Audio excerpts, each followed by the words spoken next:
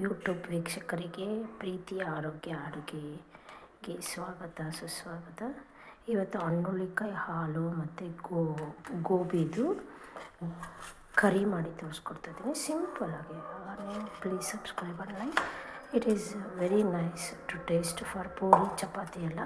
ಮತ್ತು ಇದಕ್ಕೆ ಮಸಾಲೆ ಐಟಮು, ಇದಕ್ಕೆ 4 ಮಖಾನ ಹಾಕಿದ್ದೀನಿ, ಸ್ವಲ್ಪ ಕಾಯಿ, ಸ್ವಲ್ಪ ಕೊತ್ತಂಬರಿ, ಸ್ವಲ್ಪ ಅರಿಶಿನ, ಸ್ವಲ್ಪ ಮೆಣಸಿನ್ಕಾಯಿ ಪೌಡರ್, ಸ್ವಲ್ಪ ಧನಿಯಾ ಪೌಡರ್, ಕೊತ್ತಂಬರಿ, 2ರಿಂದ 3 ಟೊಮೊಟೊ, 1 ದೊಡ್ಡದು ಈರುಳ್ಳಿ, ಒಂದು 4-5 ಬೆಳ್ಳುಳ್ಳಿ, ಸ್ವಲ್ಪ ಶುಂಠಿ ಹಾಕಿ ರುಬ್ಕೊಂಡು ಒಗ್ಗರಣೆ ಹಾಕೋಣ ಬನ್ನಿ.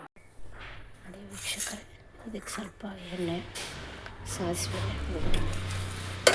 ಈರುಳ್ಳಿ, ಕರಿಬೇವು ಹಾಕಿ ಫ್ರೈ ಮಾಡಿ.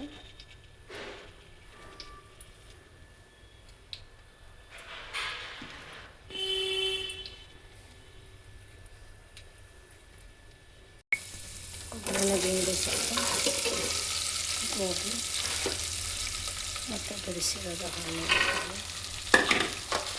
ಮತ್ತು ಹಾಲು,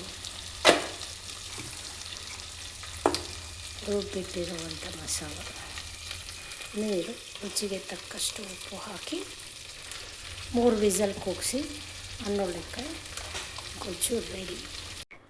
ನೀರು ಒಂದು 3 ಲೋಟ, ಸ್ವಲ್ಪ ರುಚಿಗೆ ತಕ್ಕಷ್ಟು ಉಪ್ಪು ಹಾಕಿ ಕುಕ್ಕರ್ ಮುಚ್ಚಿಬಿಟ್ರೆ 3 ವಿಸಿಲ್ ಹಣ್ಣುಳ್ಳಿಕಾಯಿ ಗೊಜ್ಜು ರೆಡಿ. ನೋಡಿ ವೀಕ್ಷಕರೇ, ಹಣ್ಣುಳ್ಳಿಕಾಯಿ ಗೋಬಿ ಹಾಲು ಗೊಜ್ಜು ರೆಡಿ. ಎಷ್ಟು ಚೆನ್ನಾಗಿದೆ, ಪೂರಿಗೆ ಚಪಾತಿಗೆಲ್ಲ ಎಲ್ಲದಕ್ಕೂ ಗೊತ್ತಾಗುತ್ತೆ. ನೀವು ಮಾಡ್ಕೊಳ್ಳಿ, ಆರೋಗ್ಯವಾಗಿರಿ, ಹ್ಯಾಪಿಯಾಗಿರಿ. Please subscribe.